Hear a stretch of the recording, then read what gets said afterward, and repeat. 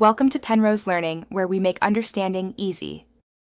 In this video, I will show how to remove the spare tire from a GMC Envoy. Locate the winch access under the rear bumper and insert the release crank. Turn the crank clockwise steadily until the cable lowers the tire to the ground. Release the retaining clip and slide the tire out from beneath the vehicle, keeping hands clear of pinch points.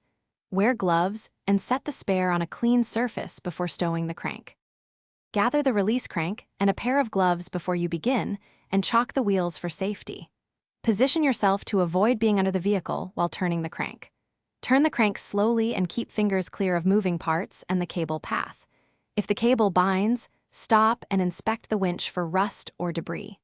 Clean and lubricate the mechanism before retrying to ensure smooth operation.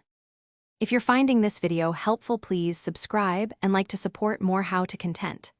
On another note, quick recommendation for staying organized. Those leak-proof containers are great for meal prep and perfect for storing nuts, bolts, and small tools after a tire change, so nothing rolls away.